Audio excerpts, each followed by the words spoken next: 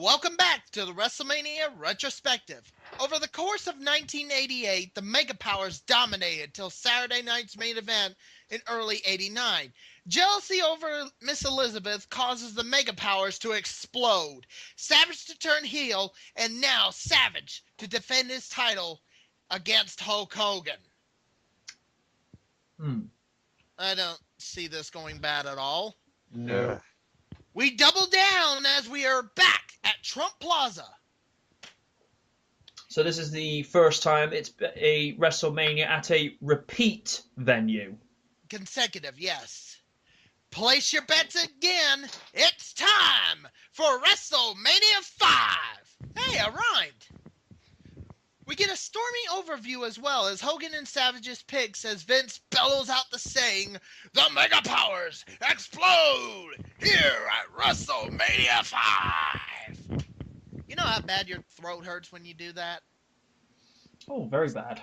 Yeah, we're back at Trump Plaza as we're greeted by Gorilla Monsoon and Jesse the Body Ventura. We cut to the ring as the Fink introduces us to the women's champion, Rockin' Robin, as she sings America the Beautiful. Yeah, Moolah lost it during the few years. She lost it in the few years, which went to Sensational Sherry and then to Rockin' Robin.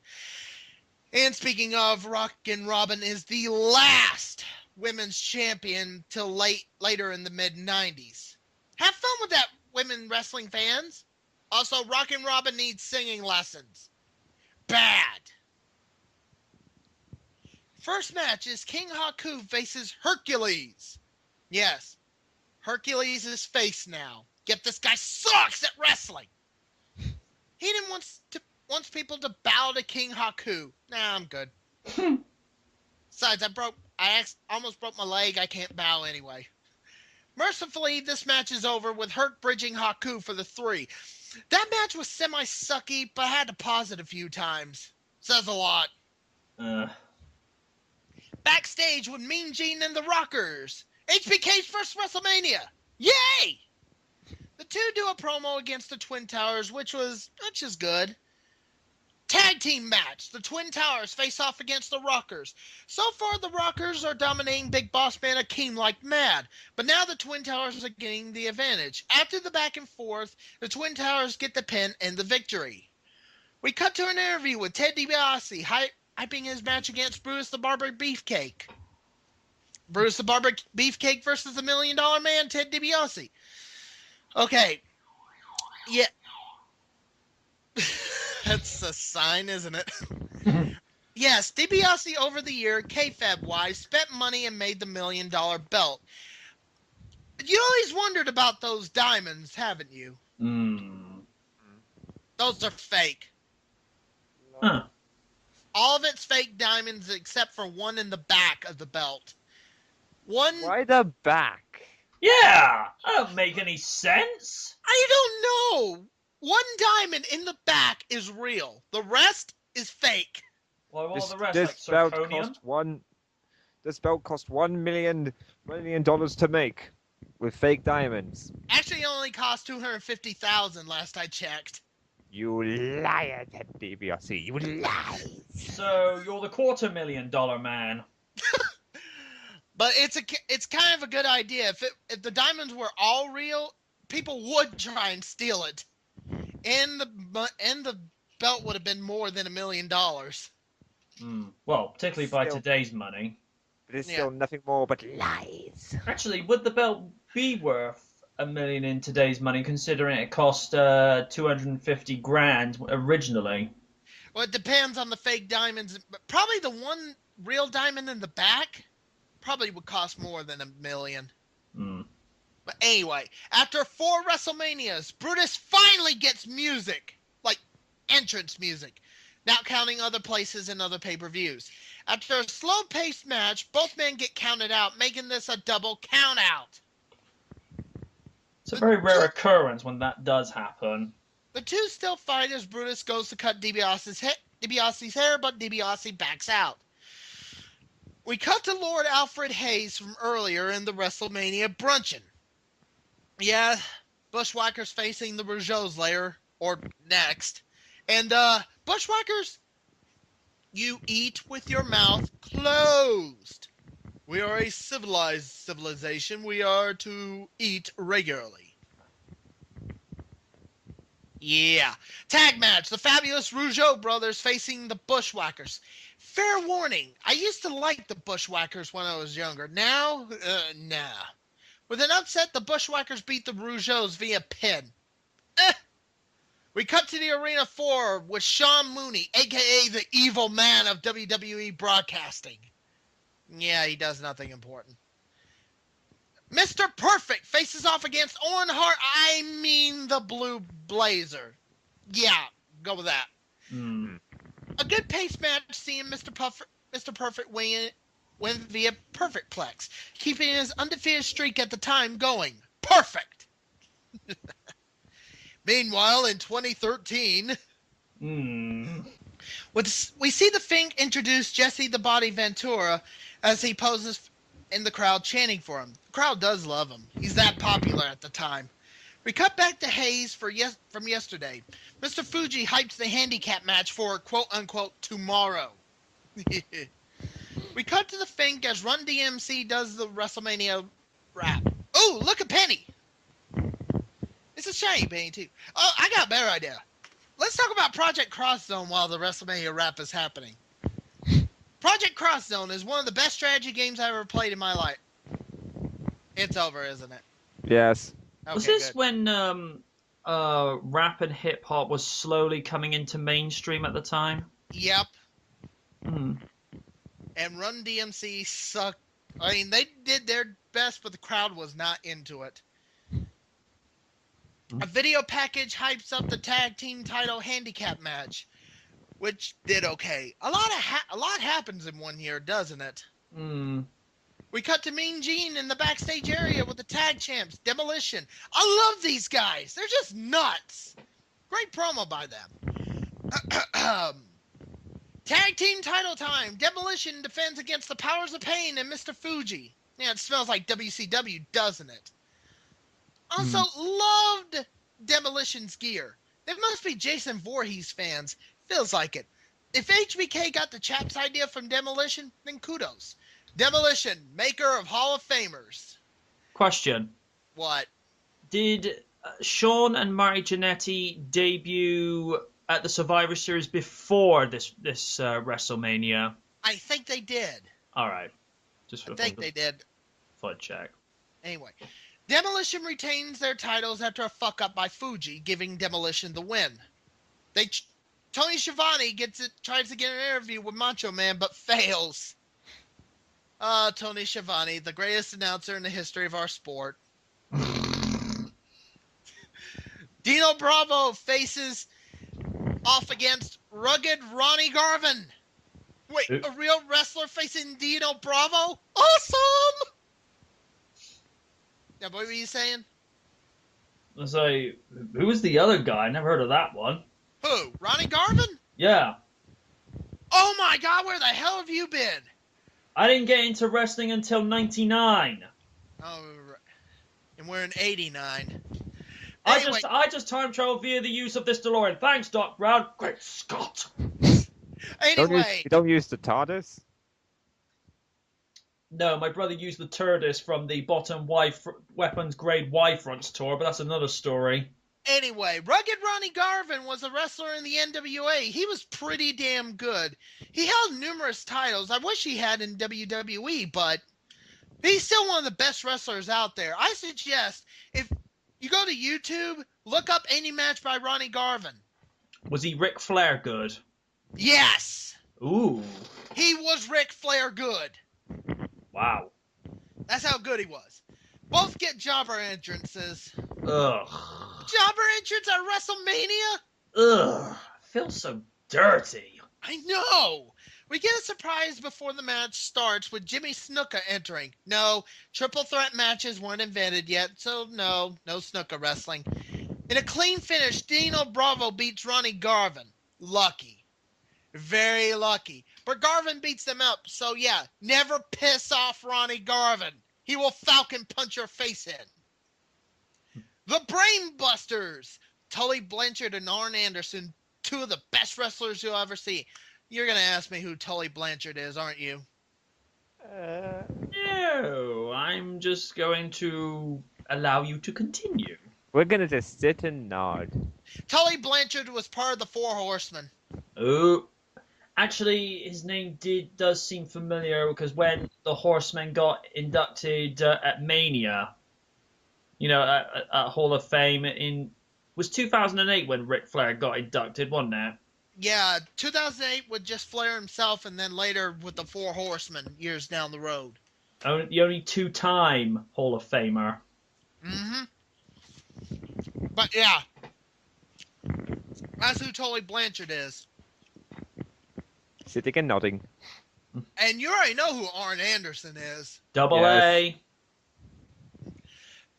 They face off against Strike Force, Tito Santana and Rick Martel. Arriba. An accident by Santana to Martel, leveling Martel. Oh. He leveled him by accident. Santana tried for the tag, but Martel walks off. It's now turned into a handicap match. A double team finish gives Arn and Tully the win. We cut back to Mean Gene where he yells at Martel. Martel explains why he did it. He's sick and tired of Tito, but he no longer cares.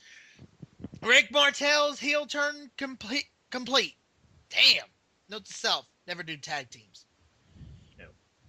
After an explanation, we cut back to the ring with the return of Piper's Pit with Roddy Piper. Ah, crap, it's Brother Love. Hey, Brother Love! The Pritchard bomb has been set. Ugh. Yes, we do complain about another fucking segment 24/7, but some are good, we can't complain. Yes, Piper's Pit is a segment, but it's a segment we love. Shut up, Pritchard, don't light that damn fuse. He welcomes us to the Brother Love show, and he has a guest. He introduces us to Roddy Piper, and Pritchard plays as Piper. I'm gonna head desk now. Oh, my head hurts. Here's whiskey plus a picture of Mickey. We're in 1989. I can't get a picture of Mickey. Okay. We'll improvise. Just give me the whiskey. Whiskey plus. I don't know, Cindy Crawford. Well, that'll do. We now get a real guest, Morton Downey Jr. No relation to Robert Downey Jr. Let me be the first to say, who? Yeah. Seriously, who the fuck is Morton Downey Jr.? Can somebody tell me in the comments section? You certainly know Iron Man. Yeah. I mean, I'm being legit here, guys. I know not. Anyway, he's puffing on some smoke. Okay, who the hell is this guy? Morton does a heel and a face. I did laugh when he insulted Pritchard in his fat rolls. He's fat! That sounds like someone else. Fink says Roddy's name, and here he is! Sanity returns to this show. Roddy Piper is pissed. I would be too if I had a smoker and a fat ass with red paint on my face on the set. Brother Love tries to talk, but Ryan makes him look like an idiot. Priceless. He asks questions, Brother Love tries to answer them, but again, Roddy making him a jackass. Considering Pritchard hates women wrestling, I hope Roddy beats the crap out of him. He's a lover, not a fighter. Yeah, until he bitches about creative. Roddy keeps putting down Brother Love, and I'm loving every second of it. Now he goes to Morton. Piper's trying to interview him, but he keeps blowing smoke in Piper's face. One of my pet peeves, never blow smoke in my face. I will make you famous. After more puffs in Piper's face, Piper gives Morton a taste of his own mess and fire extinguisher foam in his face! BAM! Piper owned his ass. Like I said, we have our problems with another fucking segments, but if they're good, we'll give them a pass. Piper's Pit, a pass. Get to see Roddy Piper again. Was this the first time they actually used a fire extinguisher at a pay-per-view? I think so. It was fun, but it did give us that infamous WrestleMania moment. Oh, yes. We cut back to Mean Gene as he shows At the time, the world premiere trailer of No Holds Barred, out now on DVD. So you know, they never made that money back until it was sold on VHS and pay-per-view with a cage match after. Mean Gene says it'll be a blockbuster.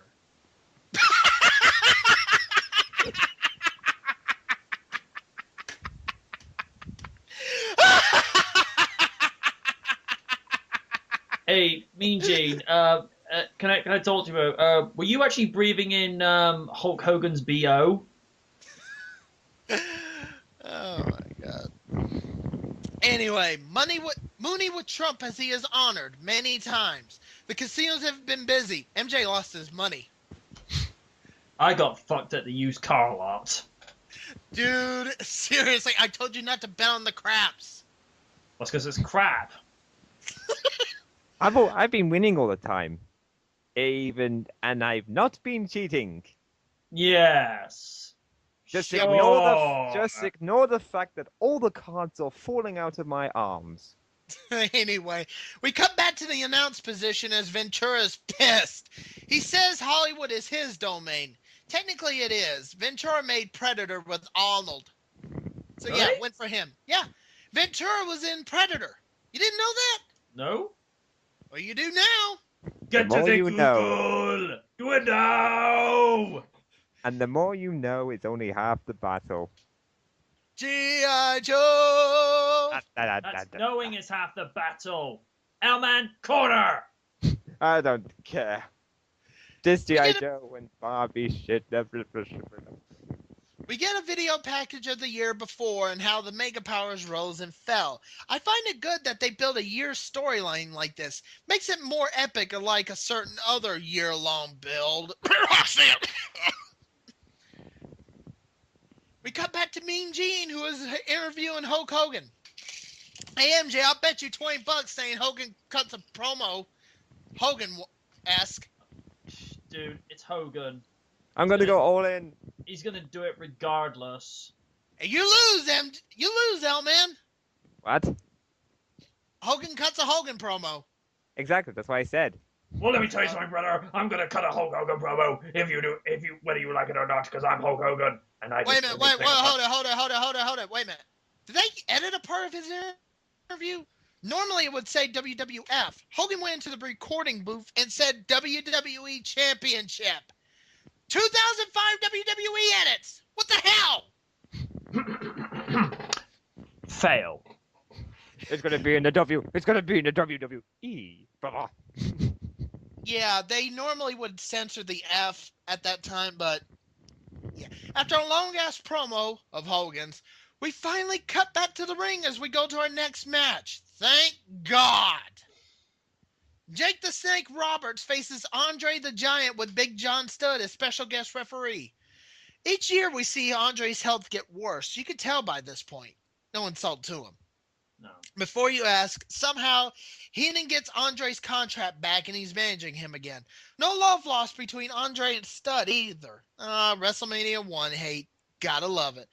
Bell rings and Jake gets dominated early via no turnbuckle pad.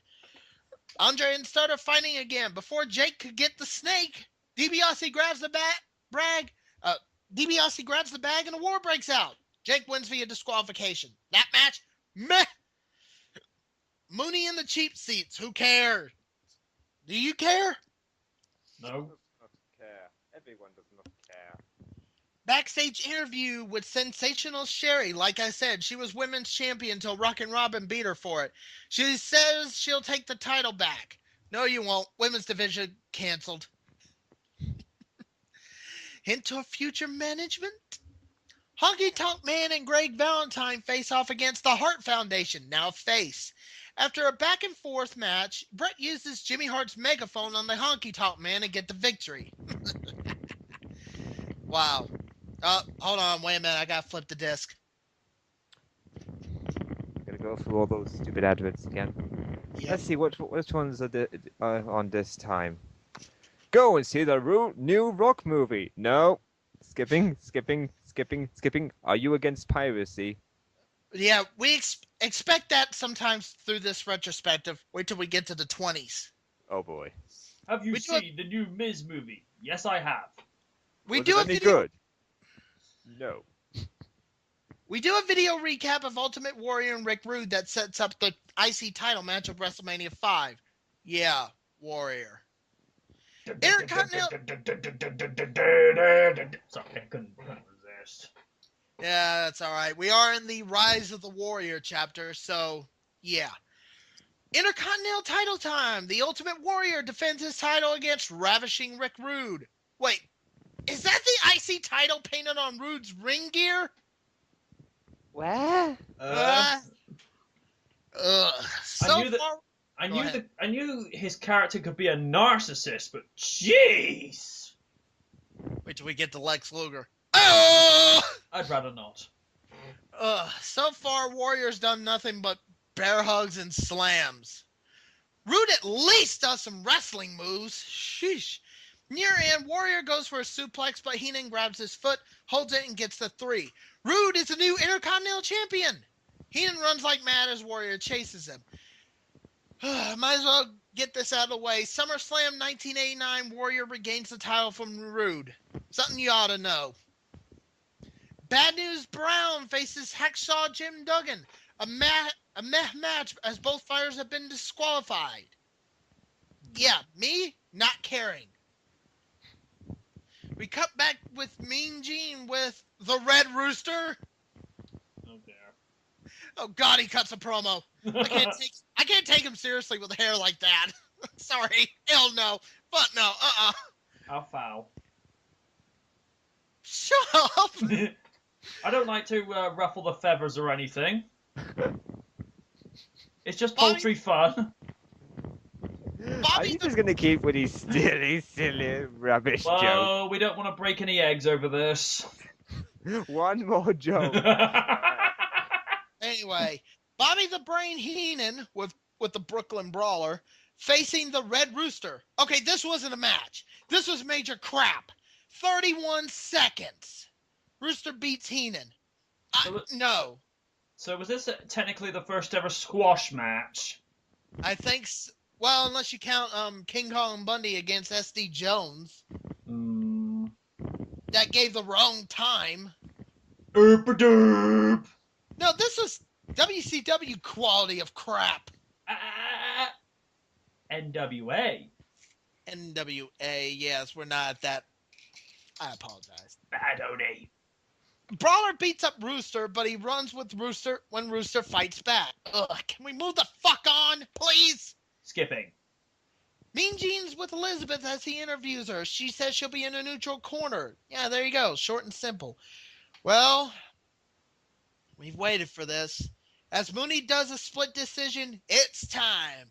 It's main event time. Macho Man Randy Savage defends his WWE Championship against Hulk Hogan. Gentlemen, get ready for pain. Oh boy. During the fight, Hogan gets his eye busted open. Midway through, Savage accidentally almost hit Liz, but cusses her out. But he focuses on Hogan's eye. Liz interferes and it becomes too much. Hebner finally does something and gets Liz out of the arena as Hogan and Savage fight. Savage hits the finisher, but Hogan kicks out and take a guess. Starts Hulkicizing. Yep.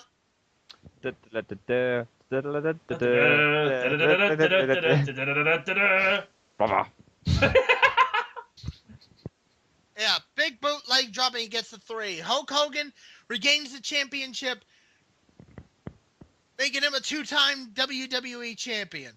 Woo. P. Brother. But Savage is pissed but walks off as, guess what? Take a guess. Face. Nope. Hogan poses with the title. After over a year, Hogan finally gets his title back like the crybaby he is. Trust me, each year it slowly seeps down inside of you that Hogan is a backstabber. I know I'm supposed to be unbiased at the moment. We're in the Hulkamania era of WrestleMania, but trying to cheer for Hogan now instead of back then is like a root canal. Ew. We get a replay at the finish of the match, considering we saw it. Oh well. A dream come true, says Monsoon. I doubt it. He gets his extra money back. but Gorilla says goodbye as WrestleMania 5 comes to a close. End of 1989, Wrestling Magazine said that this was the worst event of 1989. I don't think so. Yes, it was meh, but it did okay. Not enough for Trump to do triple down for a third WrestleMania in his plaza. I give WrestleMania 5 a 6 out of 10. MJ, your thoughts? From what I remember about WrestleMania 5, it didn't really have the same kind of scope and spectacle like that of 3 and 4. I mean, 3 goes down as one of the biggest of all time because of matches like Steamboat versus Savage and the attendance. 4, you had the first ever tournament on a pay-per-view, a tournament on WrestleMania to crown a legal champion. Whereas WrestleMania 5, it was good, but it was like if you had to choose between Diet Pepsi and Diet Cola, you'd go for Diet Cola. I mean, who touches Diet Pepsi? Ugh. And Hogan, ugh. I mean, back in the day, I was a Hulkamaniac, but, you know, knowing what I know now. And what would have been so bad about letting Savage retain at WrestleMania? I mean, yeah, he went a full year as champion, but would have been nice if he could have gone just that little bit more, just to say, hey, we've got faith in you. But no, Hulk Hogan, he thinks he's the face. All the kiddies like him. But long story short, I'd give it a 4 out of 10. So it's a Bret Hart. L-Man. Let's see. It's got Hulk Hogan in it. Meh. Okay, then. He wins the title. Meh. And that's my review. You're just mad because Justin Gabriel never got to be world champion, aren't you? Yes, I am. Oh, by the way, MJ, here's a picture that will disturb you. Ugh. Enjoy your nightmares. I've seen Mae Young's hand. You know, nothing can scare me. All right. Well, say goodbye to the 80s, guys. Because next time we join you, we go up north as we finish out the Rise of the Warrior chapter of the WrestleMania Retrospective with WrestleMania 6. Till next time, I've been the Oni. I've been the Knight. I've been the Owlman. We'll see you next time on the WrestleMania Retrospective. And we're done.